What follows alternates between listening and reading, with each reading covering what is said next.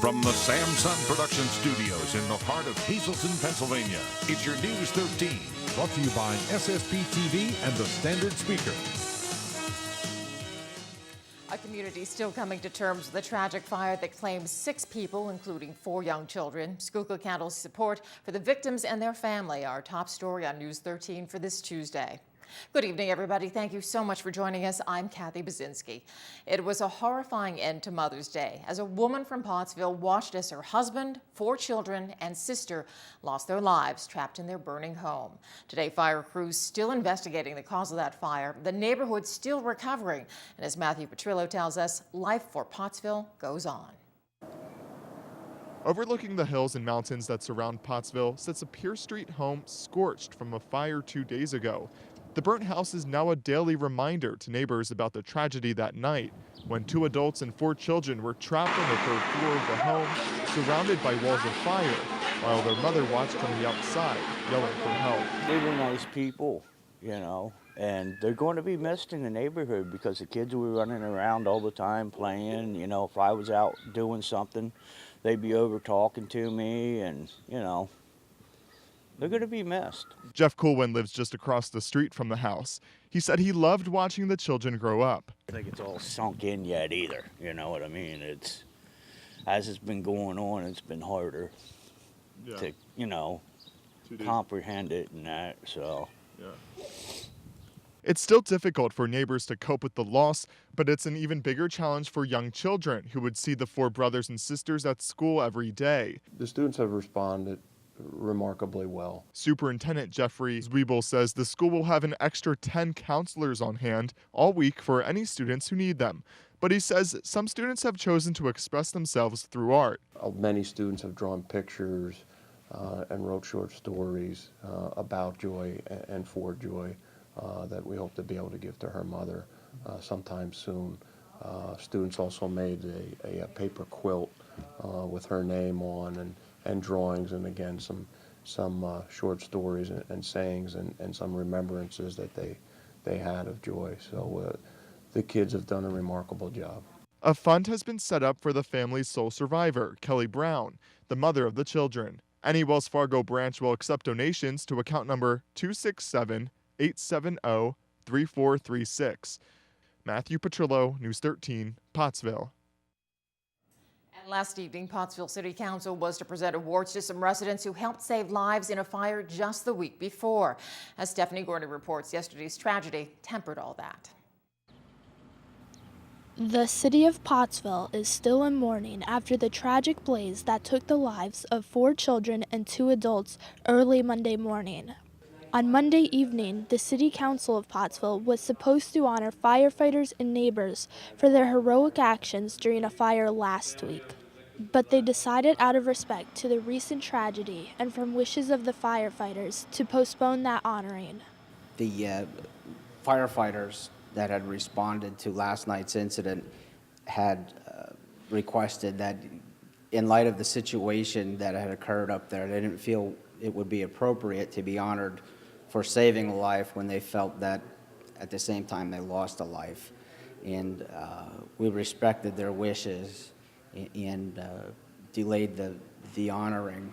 It is not an everyday occurrence anywhere in America to lose 6 lives, and the city is still trying to come to terms with the horrific loss that happened less than 48 hours ago.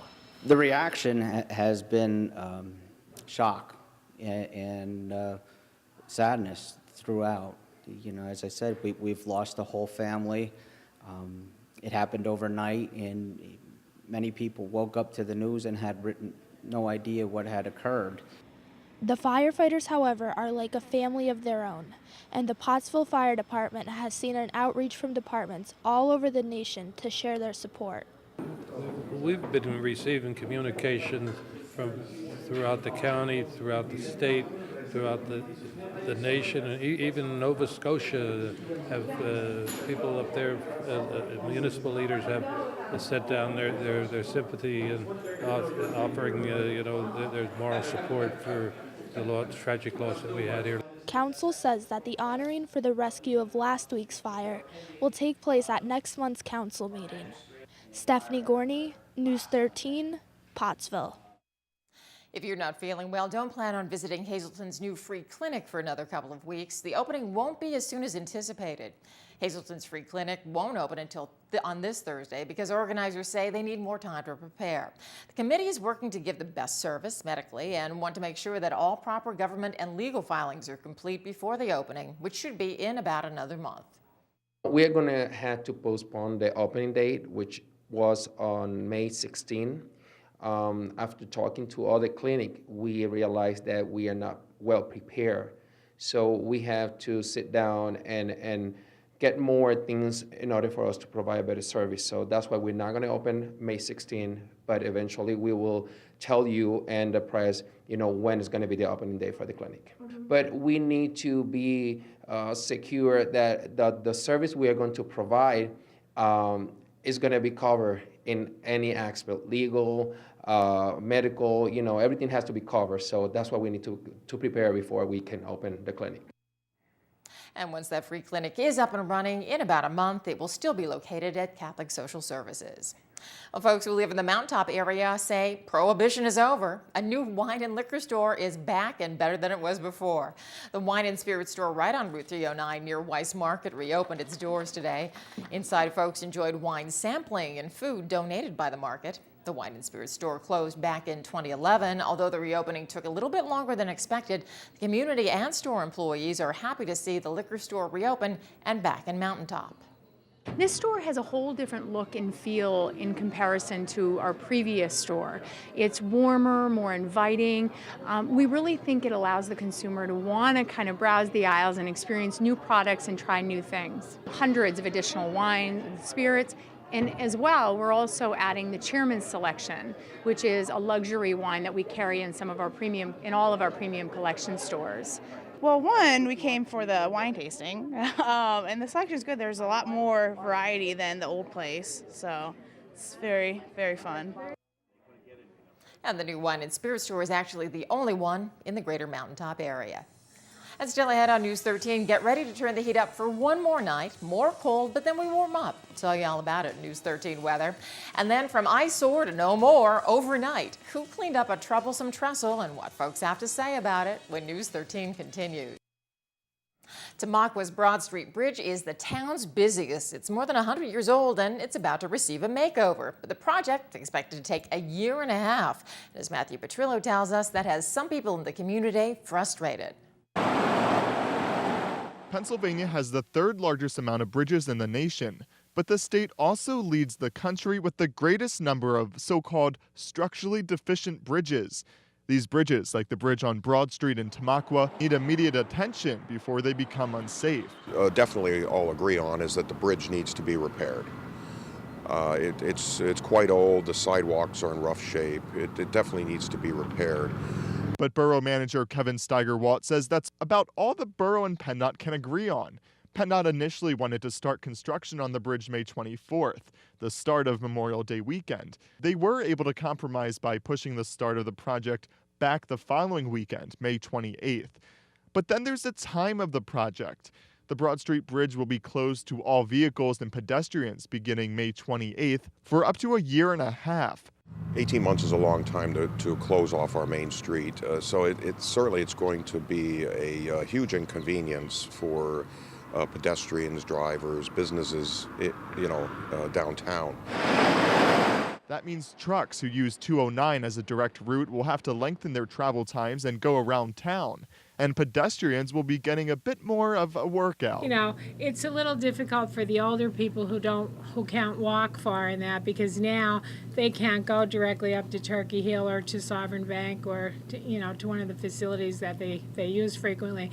They're going to have to take like a little bit longer route. But she adds it's a project that ultimately has to get done. It's a temporary inconvenience, and although it's a big one, it's going to result in a permanent improvement. Now, the borough is working with PennDOT to quicken the process by either working longer days, more days, or waive stream restrictions. We'd like to see it done in far less time. Matthew Petrillo, News 13, Tamaqua. From the bridge to a troublesome trestle. An anonymous painter spruced up what was a nasty welcome to the city of Hazelton. And Christina Papa spoke with folks around town today to find out what they thought about it. Notice anything different when passing under the trestle on South Church Street in Hazelton? The graffiti-covered railroad, which welcomes folks into Hazelton City, was painted last Thursday. No one seems to know who did it, but folks around town don't seem too upset about it. I do think it was a very good thing. It's better, but I think the job was really a little sloppy. I'd rather see black paint, though, than graffiti. Probably needs to be sandblasted and painted. There may be a little bit more work. I think this town needs a whole makeover, so any little bit helps. Before the paint job, the trestle was covered in graffiti and racial slurs. Hazelton Chamber's president, Donna Palermo, said it needed to be painted, but by the proper organization. We certainly don't condone anybody going up on top of the trestle or trying to do anything. Workers at the businesses nearby the trestle said they did see someone painting it on Thursday, 2 men in a gray truck. Other folks who did not want to speak on camera say they think the trucks belong to Norfolk Southern. Either way, Palermo says the trestle will be repainted in the near future, this time with the help of the Civic Partnership and Congressman Barletta. So yes, we're trying to resolve the issue and work together to do something with it. So what makes sense is a welcome sign.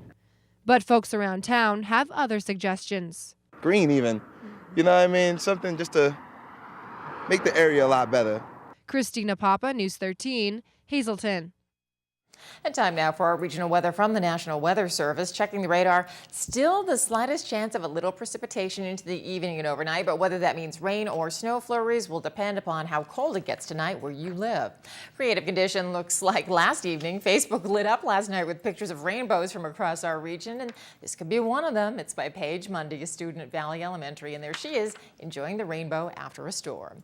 Now let's take a look at News 13 weather from the National Weather Service for Greater Hazelton for tonight. Slight chance of showers overnight with the low around 43 degrees. Then on Wednesday, chance of showers again, possibly some thunderstorms all day long with a high of 66, and those storms continuing right through to the overnight with a low around 49 degrees. And heading to Schuylkill County for tonight, slight chance of showers overnight, low down to 41. Then for Wednesday, mostly cloudy with a chance of afternoon showers and thunderstorms, high near 69, and showers and thunderstorms persisting right into the overnight with a low around 54 degrees. And now let's check the winning midday lottery numbers. Hope you won. The daily is 234, Big 4 6114, Quinto 74624, and the treasure hunt 9, 13, 18, 26, 27. Hope you were a winner.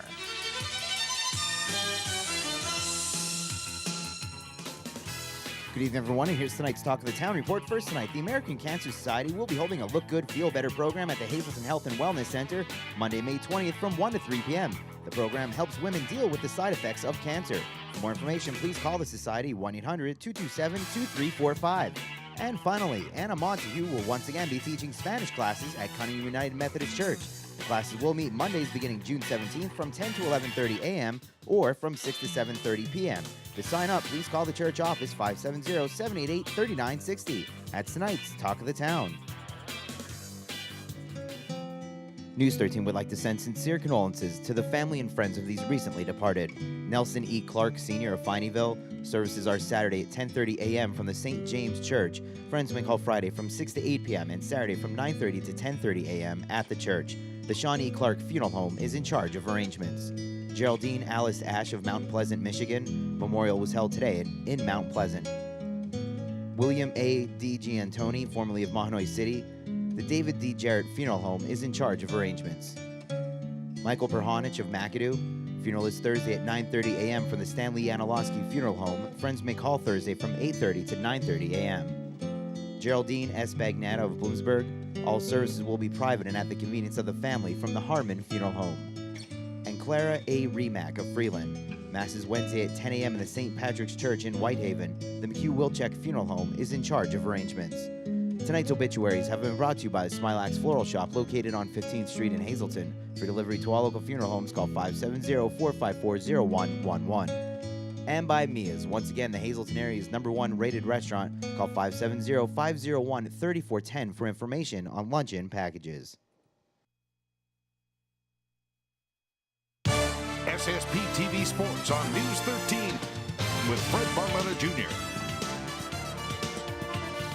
Well, things look very confusing in Wyoming Valley Conference Baseball Division I going into yesterday.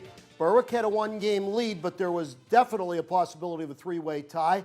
All the Hazelton area Cougars had to do was win, and that could make everything very complicated, and that's what they set out to do. Unfortunately, Berwick did not have the same idea, and so it was a wild one down at 22nd Street yesterday.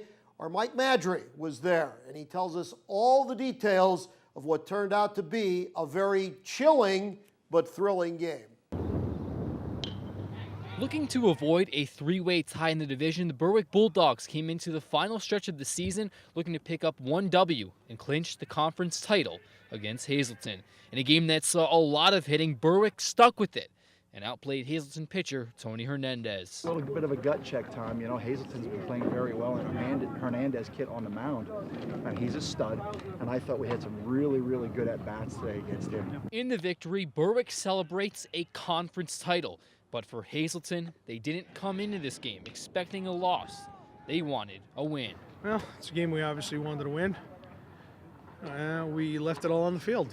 You know, we played well. And Berwick, hats off to Berwick. They were the best team in our conference this year, and they won the title. For some coaches, not all losses can be losses. They can have a moral victory, knowing they almost beat the best. But for Coach Kara, the goal was to win, and he doesn't see a victory in a game like this. Not at all. No such thing. Well, in one of the coldest days recorded in the month of May, the Hazelton Cougars fall to the Berwick Bulldogs, score of 7-5. Now, a crucial moment came with the Cougars at bat in the sixth inning. They had runners on first and second. They bunted out, flew out, and then struck out. A moment that ended poorly for the Cougars. That was a crucial moment in this ball game. Hazelton will take a trip up to Plymouth on Wednesday to battle Wyoming Valley West, a game that could have a crucial impact on the standings. Mike Madry, News 13 Sports, Hazelton. Now this afternoon, the PIAA District 2 Track and Field Championships get underway at Scranton Memorial Stadium. And for the Hazelton area Cougars, well, on the boys' side of things, they've got the #1 seed in the 4x8.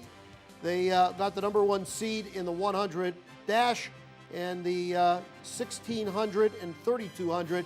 Jake Fetterman is 4th and 3rd seed, but I would not bet against him. He's just that tough of a runner. We will wait and see. As far as the girls, you take a look. There are the top seeds right there as you go up and down the line, and we'll be looking to see if anybody gets district gold. You have to either win the district championship or meet the state qualifying time to punch your ticket to go on to Shippensburg. There are team district championships as well, and it's all done, as we said, at Scranton Memorial Stadium. We'll have a full report on that for you tomorrow, right here on SSP TV. Now, some not so good news on the Hazelton front. Kansas City Chiefs yesterday released Hazelton area native Nate Eachus, and the fullback was cut by the team. You're kind of wondering what would happen after you watched their draft pick. Now, of course, this former Cougar and Colgate University standout was signed as a free agent last year by the Chiefs. Made the team as a running back and special teams player after he had a really great offseason. Now, what does this all mean? Well, we're going to see if he catches on with one of the other NFL teams. Don't count that out of the question, but we'll wait and see. But hopefully he will. He's a tough, tough player. He really is a hard-nosed athlete. And for all of us around here, we know he's just a great guy. News 13 Sports is sponsored by Sand Springs, featuring a world-class golf course as well as celebrations, the area's most luxurious banquet and wedding facility.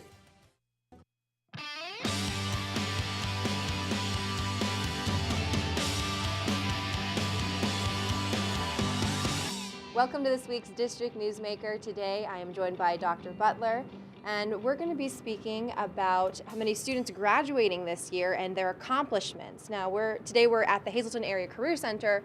Can you explain what kind of things are the students going to be graduating with?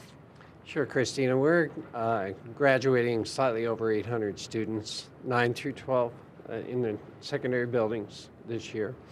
We're excited about this year's graduating class. I think they have great promise as a group. As you said, we are in the Career Center today and talking about some of our past graduates and really some great success stories relative to our young men and women that come out of the Career Center. We offer a variety of programs here in the Career Center, not limited to, but including HVAC, construction, welding, electrical, auto body and mechanical, diesel, precision machine, and many other programs.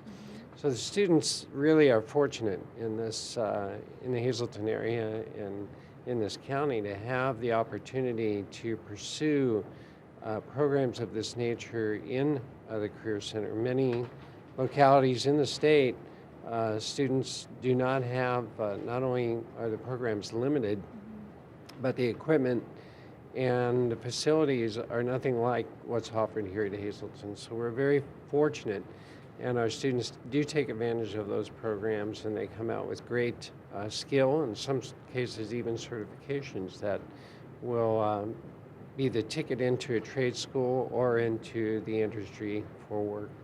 Very nice. And that's exactly what this wall is all about right behind us. Can you explain some of the success stories that you've seen? Some of the success stories, for example, Jason Barron, he graduated from the Health Careers class. He now owns his own rehabilitation center in Orange County, California. Bob Katansky, he graduated here from the drafting. He's actually a long-term sub right now at Hazelton School District. He's a director down the YMCA. There's so many to talk about. So many, and you were saying before that this wall is just going to be it's going to keep growing. There's a lot of kids that are really, you know, doing good things, not just in our area, but all around the country.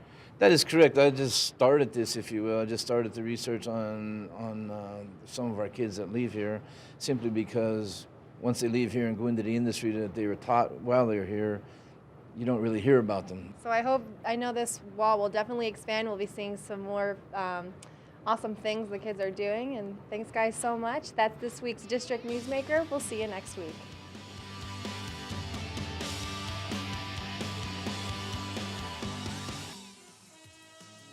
Plenty more news and information headed your way on News 13. The community rallies around the mother who lost her family in a deadly fire, and we'll tell you how you can help. That story and much more news when the 13 crew comes right back.